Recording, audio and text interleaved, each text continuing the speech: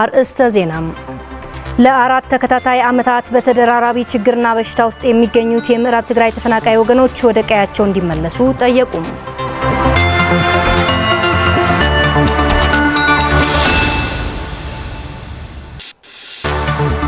እስራኤል በጋዛ የተጠለሉ ከፍተኛ ቁጥር ያላቸው ፍልስጤማውያን ከጋዛ ለቀው እንዲወጡ አዘዘች። አበይት ዜናዎቻችን ናቸው።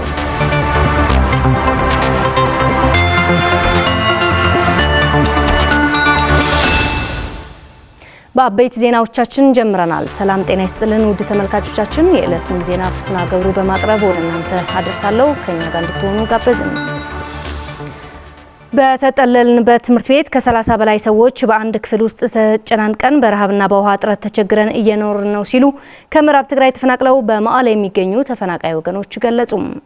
ተፈናቃዮቹ ካለባቸው ተደራራቢ ችግር በዘላቂነት እንዲወጡ ወደ ቀያቸው እንዲመለሱም ጠይቀዋል። የመርሃዊ ተስፋይ ዘገባ ነው። ስልሽ ሐጎስ አዘጋጅቶታል። አቶ ጨርቆስ ኃይላይና ወይዘሮ ለምለም መስፍን በትግራይ በተካሄደው ጦርነት ከምዕራብ ትግራይ ጸገደ ወረዳ ተፈናቅለው በመቀለ ከተማ በየካቲት 23 ትምህርት ቤት ውስጥ ተጠልለው የሚገኙ ወገኖች ሲሆኑ የሰብአዊነት መብታቸው ተነፍገው በአንድ ክፍል ውስጥ ከ30 በላይ ሆነው ተጣብቀውና ታጭቀው ለመኖር መገደዳቸውን ይገልጻሉ። እኔ የ10 ቤተሰብ አስተዳዳሪ ነኝ። በዚህ መጠለያ ውስጥ ያለው ኑሮ በጣም አስከፊ ነው። በጠባብ ክፍል ሆነን ተጨናንቀን ነው ያለነው። ለመግለጽ የሚከብድ አስከፊ ህይወት ናውራና ጽግምናለን። እحنا በጣም ተቸግረናል። በችግር ነው ኑሯችንን እየገፋን ያለነው። ለ5 ዓመት ያህል ቤተሰቦች ተበታትነው ሳንገናኝ ቆይተናል።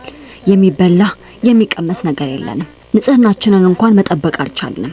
ሰውነታችን ተዳክሟል። የፌደራል መንግስት በፈረመው የፕሪቶሪያ ሰላም ስምምነት መሰረት የገባውን ቃል ባለመተግበሩ የተፈናቃዮች ስቃይ ከጊዜ ወደ ጊዜ እየተባባሰ መምጣቱን ይገልጻሉ። አፍቶ አደማይ ተስፋ ገርና የርና ተጸዩ ከዚህ በፊት ቃል ተገብቶልን ሰኔ 2016 ዓ.ም ትመለሳላችሁ ብለውን ስለነበር ተስፋ አድርገን ነበር። ካሁን ተመለስን ስንል በተግባር የተደረገ ስራ ግን ማየት አልቻልንም። ተስፋ አድርገህ ሳይሆን ሲቀር እንደማየት ስብራት የለም። ግራዋቲና ህዝቡን ተሳምዒና ነበር። የትግራይ ህዝብ እንደ ህዝብ ከሌሎች ክልል ህዝቦች ጋር ተስማምቶ በሰላም የሚኖር ህዝብ ነው።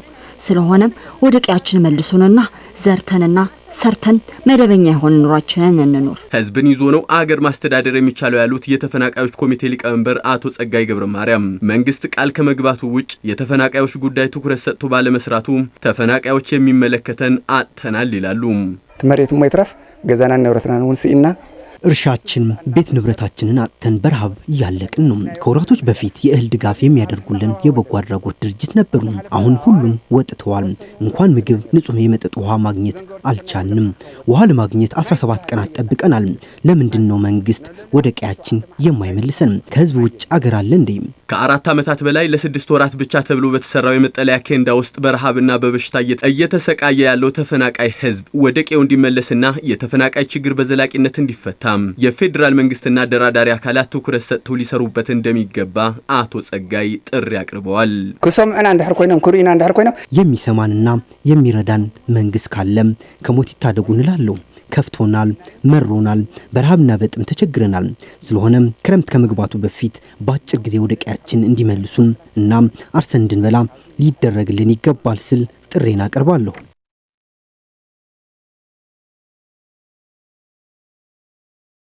በምግብና በመድኃኒት ጦት ምክንያት እንዳንጠፋ ከፍተኛ ስጋት ውስጥ ገብተናል ሲሉ ከምዕራብ ትግራይ ተፈናቅለው በአስገደ ወረዳ የተጠለሉ ተፈናቃዮች ገለጹ።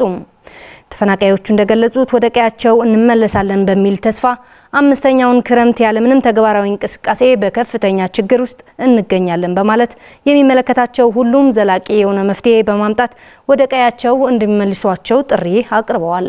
ማዛ መኮንን ተጨማሪ አላት። በተለያዩ የትግራይ አካባቢዎች ተጠልለው የሚገኙ ተፈናቃይ ወገኖች ከጊዜ ወደ ጊዜ ህይወታቸው አስከፊ ደረጃ ላይ መድረሱን እየገለጹ ይገኛሉ። ከምዕራብ ትግራይ ተፈናቅለው በአስገደ ወረዳ አዲ መሐመዳይ ተጠልለው የሚገኙ ተፈናቃይ ወገኖች ወደ ቀያቸው ባለመመለሳቸው በከፍተኛ ችግር ውስጥ እንዳሉ ገልጸዋል።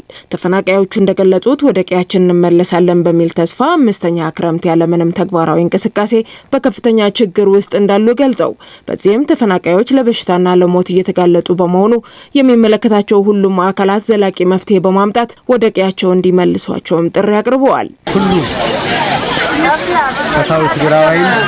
ሁሉም የትግራይ ወዳድ የሆኑ አካላትን ጨምሮ መላ የትግራይ ህዝብ ወደ ቦታችን እንድንመለስ ግፊት ማድረግ አለበት። በዚህ አይነት መልኩ አምስተኛው ክረምት እዚህ ካሳለፍን የሚተርፍ ሰው አይኖርም። ስለዚህ መንግስት እየተገንዝቦ በአፋጣኝ ወደ ቦታችን እንድንመለስ ጥረት ማድረግ አለበት። መሰራት ያለበት ስራ ተሰርቶ ወደ ቦታችን ልንመለስ ይገባል። በርካታ ህዝብ እያለቀ ነው። አሁንም ከምዕራብ ትግራይ እየተፈናቀለ እየመጣ ነው ያለው። ይህ ትኩረት ሊሰጥበት ይገባል። አውዘኒው አዴታት አውዘኒው ወልዲ አውዘኒው መናሰ በዚህ መጠለያ የተጠለልነው እናቶች፣ አባቶች፣ ወጣቶችና ህፃናት መከራችን ከብዷል። ተመችቶን በቤታችን ሞቆን እንዳንኖር አርሰን እንዳንበላ ተፈናቅለን አሁን ውሃ እንኳን ተቸግረን እየረዳን ያለው የአካባቢው ህዝብ ነው። የተራበውን እያበሉ የተጠማውም እያጠጡ እዚህ አድርሰውናል። ለሚመጣው ክረምት ወደ ቦታችን ካልተመለስን ማለቃችን ነው። በጣም ተቸግረናል። በረሃብ በፀሐይና በንፋስ ተሰቃይተናል። እናቶች በበሽታ ታመው ተኝተዋል። በችግር ውስጥ ነው እያሳለፍን ያለ ነው። ትሄዳላችሁ እየተባለ አጉል ተስፋ ተሰጥቶን አሁን ተስፋ እየቆረጥን ያለ ነው። መጠለያ ካምፓችን ኬንዳው ተቀዶ በብርድና በፀሐይ እየተሰቃየን ያለ ነው። ጧሪም የለንም። ሁሉም ልጆቻችን ተሰውተዋል። ስለዚህ የሚመጣው ክረምት እዚህ ልናሳልፍ አይገባም። እዚህ ካሳለፍንም በህይወት አንቆይም። ተፈናቃዮቹ አክለውም በቂ የሆነ ሰብአዊ እርዳታና የመድኃኒት አቅርቦት ባለመኖሩ በረሃብና በበሽታ እየተሰቃዩ መሆኑንም ገልጸዋል። የታመመ ሰው ከዚህ በህይወት እየተረፈ አይደለም። በርካታ ህዝብ በረሃብና በበሽታ አልቋል። መድኃኒት የለም። ውሃ እንኳን 20 ብር እየገዛን ነው የምንጠቀመው። የሚሰጠን ህልም 9 ኪሎ ናቸው። እነሱም ተቆራርጠው ነው የሚመጡት እና ከባድ ህይወት ነው እየገፋን ያለ ነው። ሸንዳና የውልን መቃል ፀሐይ በረሃብ በብርድና በፀሐይ ተሰቃይተናል። ለመጠለያነት የተዘረጋው ኬንዳ ተቀዶ አልቋል። እናም በመከራ ውስጥ ነው ያለነው። የምዕራብ ትግራይ ተፈናቃዮች አስተባባሪ የሆኑት ወይዘሮ የሽታረቀ የተፈናቃዮች ህይወት ከጊዜ ወደ ጊዜ ወደ ከፋ ሁኔታ እየተሸጋገረ እንዳለ በመግለጽ አሁንም አምስተኛ ክረምት እየመጣ እስካሁን ግን ምንም አይነት ተግባራዊ እንቅስቃሴ እንደሌለና በዚህም ከፍተኛ ስጋት ውስጥ እንደሚገኙ ይገልጻሉ። 5 ዓመት ሙሉ ካፍታ በጣም እንፎቷ 5 ዓመት ሙሉ ከምንወደው ቀያችን ምዕራብ ትግራይ ተፈናቅለን በቂ ምግብ በሌለበት በቂ መጠለያና ሕክምና በሌለበት ከባድ ችግርና መከራ ያሳለፈን እንገኛለን። አሁን ግን ለሚመጣው አምስተኛ ክረምት እዚህ የምናሳልፍበት አቅም የለንም። እዚህ ያለው ህዝብ ሞት እየጠበቀው ያለ ህዝብ ነው። ስለዚህ ይህ ህዝብ ሳያልቅ የሚመለከተው ሁሉ ድምጹን በማሰማት ወደ ቀያችን እንዲመልሰን ጥረት ማድረግ አለበት። በመጠለያ ጣቢያው ብቻ ከ24000 በላይ ተፈናቃይ ወገኖች እንደሚገኙም ለማወቅ ተችሏል። የኩፍኝ መከላከያ ክትባት ዘመቻ በትግራይ 81 ወረዳዎች እድሜያቸው ከ9 ወር እስከ 5 ዓመት ጋር ባሉ ከ873000 በላይ ህጻናት ለመከተብ መታቀዱ የትግራይ ጤና ቢሮ አስታወቀም። የክትባት ዘመቻው በትናንትናው ዕለት በመቀለ ከተማ የተጀመረ ሲሆን ህጻናት ክትባቱን በወቅቱ ካልወሰዱ ለበሽታ ሊጋለጡ እንደሚችሉ በመገንዘብ ወላጆች ልጆቻቸውን በወቅቱ ማስከተብ እንዳለባቸው ተነግሯል። የምራዊ ተስፋይ ዘገባ ነው። ፍሬዎት ተወልደመድን የኩፍኝ በሽታ በከፍተኛ መጠን ከሰው ወደ ሰው የሚተላለፍ በቫይረስ አማካኝነት የሚመጣ በሽታ ሲሆን በዋነኝነት የሚተላለፈው በአየር ኩፍኝ የያዘው ሰው ሲያስል ወይም ሲያስነጥስ እንዲሁም በንክኪ የሚተላለፍ ሲሆን ለአይነ ስውርነት እንዲሁም የመስማት ችግርን ሊያስከትል ይችላል ተብሏል። አብዛኛውን ጊዜ ባልተከተቡ ህጻናት ላይ እንደሚስተዋልም በዘርፉ ባለሙያዎች ይገለጻል። ታዲያ ይህን በሽታ አስቀድሞ ለመከላከልም በትግራይ ክልል በ81 ወረዳዎች ከግንቦት 6 እስከ 15 2017 ዓ.ም የክትባት ዘመቻው የሚሰጥ ሲሆን በመቀለ ከተማም በትናንትናው ዕለት ተጀምሯል። ህጻናት የኩፍኝ በሽታ መከላከያ ክትባት በወቅቱ ካልወሰዱ ለበሽታ ሊጋለጡ ስለሚችሉ ወላጆች ይህንን በመገንዘብ ልጆቻቸውን በወቅቱ ማስከተብ እንደሚገባቸውም ክትባቱን እየሰጡ ያገኘናቸው የጤና ባለሙያዎች ያስረዳሉ። የኩፍኝ በሽታ በርካታ ህጻናትን ለአይነ ስውርነት እንዲሁም የመስማት ችግርን ሊያስከትል የሚችል በሽታ ነው። ስለዚህ ህጻናት ይህን ክትባት መከተባቸው ከነዚህ በሽታዎች መታደግ ማለት ነው። ስለሆነ ማህበረሰቡ ይህንን በመገንዘብ በወቅቱ ልጆቻቸውን ማስከተብ ይገባል። የጤና ባለሙያዎችም በዚህ ላይ እየሰራን ነው። የመቀለ ከተማ ነዋሪና ሁለት ልጆችን ለማስከተብ በካሰሽ ጤና ጣቢያ ያገኘነው አቶ እዝራ አሊ በበኩላቸው በጤና ባለሙያዎች የሚሰጠውን የግንዛቤ ማስጨበጫ ተግባራዊ በማድረግ ልጆቻቸውን በወቅቱ እያስከተቡ እንዳሉና ሌሎች ወላጆችም ልጆቻቸውን ማስከተብ ይገባልን ብለዋል። ወላጆች ልጆቻችንን በወቅቱ ማስከተብ ይገባናል። የኔ ልጆችም የጤና ቢሮ የሚያወጣው ፕሮግራም መሰረት ክትባታቸውን ይከታተላሉ።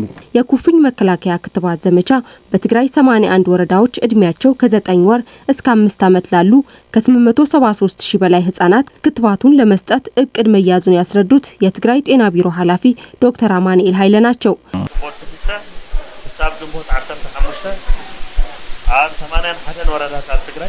ከግንቦት 6 እስከ 15 2017 ዓ.ም በትግራይ 81 ወረዳዎች ላይ ከ873 ሺህ በላይ ህጻናትን ነው ክትባቱን ለመስጠት ተዘጋጅተን ያለነው። ይህን ክትባት ለማስከተብ እናቶች ልጆቻቸውን ይዘው በሚመጡበት ጊዜ ያለፋቸውን ክትባቶችን በዛው ያስከትባሉ። ከዚህ ባለፈ የምግብ እጥረት ካለባቸው የሚገባቸውን ሕክምና አግኝተው እንዲሄዱ ይደረጋል ማለት ነው። በኩፍኝ መከላከያ ክትባት ዘመቻው ከጤና ሚኒስቴርና የበጎ አድራጊ ድርጅት ተወካዮችም ተገኝተዋል። ለወላድ እናቶች ጨምሮ በተለያዩ ምክንያት ደም ለሚያስፈልጋቸው ወገኖች በቂ የደም አቅርቦት እንዲኖር ለማድረግ ደም መለገስ የሚችሉ ደም ሊለግሱ ይገባል ተባለም። የመቀለ ደም ባንክ አገልግሎት ከአንድ የግል ትምህርት ቤት ጋር በመተባበር ተማሪዎች የደም ልገሳ ማከናወናቸው ተገልጿል። ንሳ ተስፋይ ዘገባ አስፋ ካሳም በእናቶች ጤናና ሌሎች ታማሚዎች የሚያስፈልጋቸውን ደም ለመለገስ የሚያስችል ስራ እየተከናወነ መሆኑ የመቀለ ደም ባንክ ገልጿል። ባንኩ ከዳዕሮ ሁለተኛ ደረጃ ትምህርት ቤት በመተባበር ያለበትን የደም እጥረት ለመፍታት የደም ልገሳ አካሂዷል። ደም እየለገሱ ያገኘናቸው ተማሪዎች በደም ልገሳ ያላቸው ግንዛቤ በማሻሻል ደም በማጣት የሚያልፍ ህይወት ለመቀነስ ደም እየለገሱ እንደሆነ ገልጸዋል። መዝሐት ይሰስ ደም ልጋስስ ሐምዝ ነፈራ ካሊ ነገርን ሐሶኔር አብዛኛው ሰው ደም መለገስ በጣም ይፈራል። ይህ ግንዛቤ የተሳሳተ ነው። ደም መለገስ ማለት በደም እጥረት ህይወታቸውን የሚያጡ ወገኖችን ማዳን ማለት ነው። ይህንን በመገንዘብም ደም በመለገስ የወገኖቻችንን ህይወት ማትረፍ አለብን። እኔ በወኩሌ ይህንን በመገንዘብ ነው ደም እየለገስኩኝ ያለሁት። ንሽቴ ደም ልጋስ ዝኮነ ዝነበረና ተሐሳስባ ነይሩ። ደም መለገስ በጣም ነው የሚያስፈራኝ የነበረው። ዛሬ ደም መለገስ አለብኝ ብዬ ስወስን በለገስኩት ደም የሰው ህይወት እንደሚተርፍ ስለተረዳሁ ነው። በመለገሴም በጣም ደስ ብሎኛል። የዳዕሮ ሁለተኛ ደረጃ ትምህርት ቤት ዋና ስራ አስኪያጅ መምህር ዳንኤል ኪዱ ማህበረሰባችን በተለይም በትምህርት ቤቶች ላይ የሚደረገው ደም ልገሳ በትኩረት ሊሰራበት ይገባል ብለዋል። ዝደምዚ ተመሊሱን መን ከም ዝዋበ ይፈልጣል። እየተለገሰ ያለው ደም ለማን መሆኑ አይታወቅም። ነገ በኔ ምን እንደሚያጋጥመኝ አላውቅም። የተለገሰው ደም ለኔ ሊሆን ይችላል ብለን ማሰብ አለብን። በትምህርት ቤቶች በማህበረሰቡ የደም ልገሳ ግንዛቤ በማሳደግ መለገስ የሚችል ሁሉ ደም ሊለግስ ይገባል።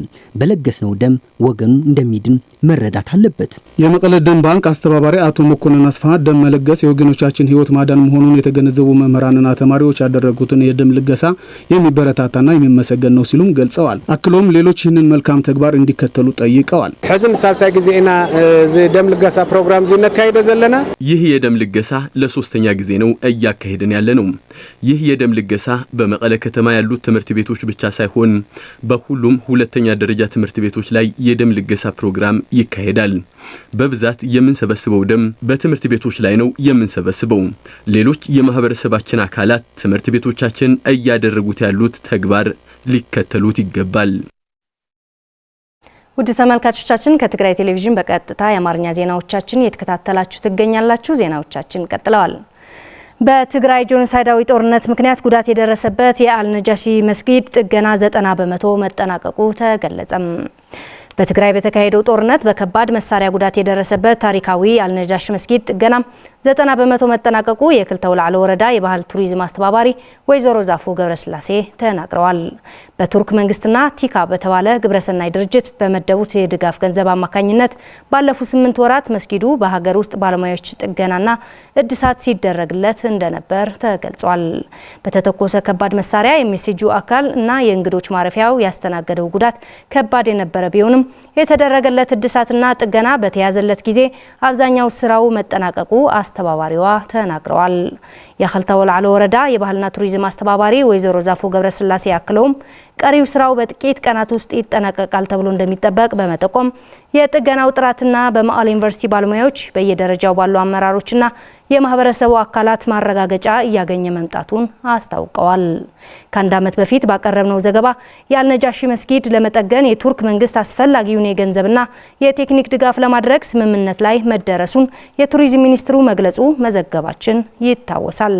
በአፍሪካ የመጀመሪያው መስጊድ እንደሆነ የሚነገርለት የአልነጃሺ መስጊድ የጥገና ስራው ታሪካዊ ይዘቱን ለትውልድ ጠብቆ ማስተላለፍ በሚያስችል መልኩ ነው እየተከናወነ ያለው።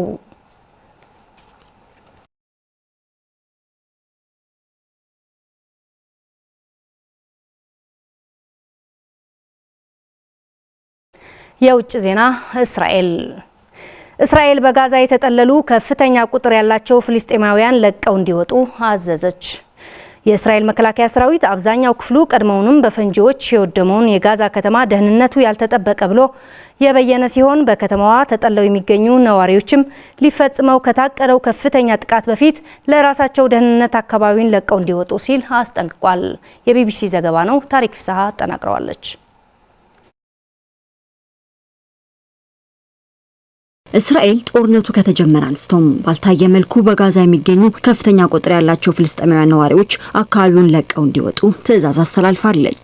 የእስራኤል መከላከያ ሰራዊት አብዛኛው ክፍሉ ቀድሞውንም በፈንጂዎች የወደመው የጋዛ ከተማ ደህንነቱ ያልተጠበቀ ብሎ የበየነ ሲሆን በከተማዋ ተጠልለው የሚገኙ ነዋሪዎችም ሊፈጸም ከታቀደው ከፍተኛ ጥቃት በፊት ለራሳቸው ደህንነት ሲባል አካባቢውን ለቀው እንዲወጡ ተናግሯል። በእስራኤል ከተለዩት ህንጻዎች መካከል እስላሚክ ዩኒቨርሲቲ፣ አልሺፋ ሆስፒታልና 3 የቀድሞ ትምህርት ቤቶች ይገኙበታል። እስራኤል ሐማስ እነዚህን ህንጻዎች ማዘዣና መቆጣጠሪያ ማዕከላት አድርጎ እየተጠቀመባቸው እንደሆነ በመጥቀስ ትከሳለች። የአካባቢ ባለስልጣናትና የእርዳታ ድርጅቶች በበኩላቸው እነዚህ ስፍራዎች ላይ በሺዎች የሚቆጠሩ ንጹሃን መጠለላቸውን ይናገራሉ። ሰዎች ከነዚህ ቦታዎች እንዲለቁ ለማድረግ ጊዜ እንደሚያስፈልግ የገለጹ ሲሆን ውሳኔው ከፍተኛ ቁጥር ባላቸው ሰዎች ላይ ጉዳት ሊያደርስ እንደሚችልም አስጠንቅቀዋል። እስራኤል በጋዛ የተጠለሉ ከፍተኛ ቁጥር ያላቸው ፍልስጤማውያን ለቀው እንዲወጡ ማዘዟ ይህ እርምጃ እስራኤል በጋዛ ወታደራዊ ዘመቻዋን በከፍተኛ መጠን እንደምታስፋፋ የሚያመለክት አስጊ ምልክት ነው። የቀድሞው የእስራኤል ጠቅላይ ሚኒስትር ኤሁድ ኦልሜርት በጋዛ ወታደራዊ ዘመቻን የማስፋት ሀሳብን ከተቃወሙ ጥቂት መጥር እስራኤላውያን መካከል ናቸው። ኦልሜርት ከቢቢሲ ጋር በነበራቸው ቃለ መጠይቅ አብዛኛዎቹ እስራኤላውያን እየሆነ ያለው ነገር ተቃዋሚ ናቸው፣ ከፍተኛ ቁጥር ያላቸው የሰራዊቱ አዛዦች ወታደራዊ ዘመቻን ማስፋፋትን ይቃወማሉ፣ ጦርነቱ አሁን እንዲያበቃም ይፈልጋሉ ብለዋል። በእስራኤል ጠቅላይ ሚኒስትር ቤንያሚን ኔታንያሁ ላይ ተደጋጋሚና እየጨመረ የመጣውን የሰላ ትችታቸውን የሚያቀርቡት ኦልሜርት ምልከታቸው 20 ወራት የዘለቀው ጦርነት በሀገሪቱ የሞራል የኢኮኖሚና ዓለም አቀፍ አቋም ላይ ያለውን ተጽዕኖ በተመለከተ እየተፈጠረ ያለውን ስጋት የሚያንጸባርቅ ነው። የቀድሞው ጠቅላይ ሚኒስትር ጦርነቱ በጋዛ ነዋሪዎች ላይ ስላስከተለው ተጽዕኖ በመናገርም ይታወቃሉ። ህዝቡ የሚያስፈልገውን ሰብአዊ ድጋፍ በሙሉ ማቅረብ አለብን፣ በጋዛ ረሃብ መከሰቱን ህሊናችን ሊቀበለው አይችልም በማለትም ተናግረዋል። እስራኤል ወደ ፍልስጤማውያን ግዛቶች ምንም አይነት ምግብ፣ መድኃኒትና ነዳጅ እንዳይገባ የጣለችውን 10 ሳምንታትን የዘለቀ እገዳ ተከትሎ በመላው ጋዛ ስቃይ እየጨመረ መሆኑን የሚያሳዩ ማስረጃዎች እየወጡ ነው። የእስራኤል መንግስት ቃል አቀባይ ዴቪድ ሜንሰር ግን በእርግጠኝነት እስራኤል ጋዛን እያስራበች አይደለም በማለት ለቢቢሲ ተናግረዋል። ጋዛ ውስጥ ረሃብ የመኖሩን ጉዳይ እየተቃወምኩ አይደለም፣ ነገር ግን ረሃቡ የተፈጠረው በሐማስ ነው። የኛ መረጃ ጋዛ ውስጥ ምግብ እንዳለ ነው፣ ቸነፈር ግን የለም ብለዋል።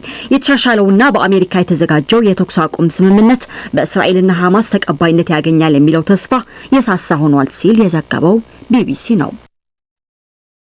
በመጨረሻም አሜሪካና ኢራን የኒውክሌር ስምምነት ላይ ለመድረስ መቃረባቸው ትራምፕ ተናገሩ።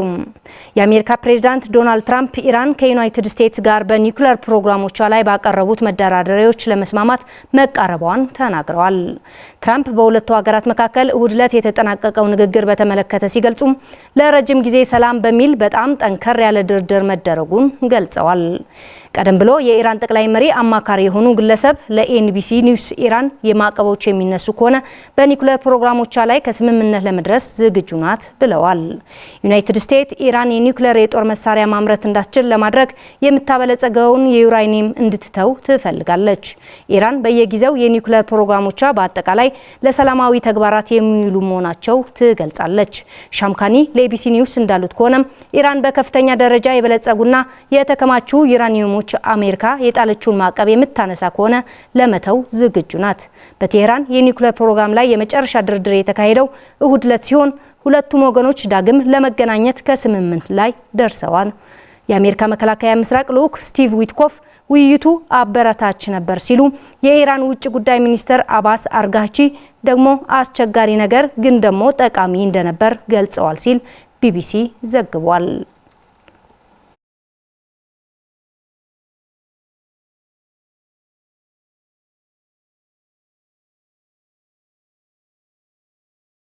ውድ ተመልካቾቻችን ከትግራይ ቴሌቪዥን በቀጥታ የሰዓቱን የአማርኛ ዜናዎች እነኚህ ነበሩ። ፍርቱና ገብሩ ከመላው ስቱዲዮ ባልደረቦቼ ጋር በጋራ በመሆን የዕለቱን ዜናዎች አቀረብን። ከቀሪ የትግራይ ቴሌቪዥን ጋር መልካም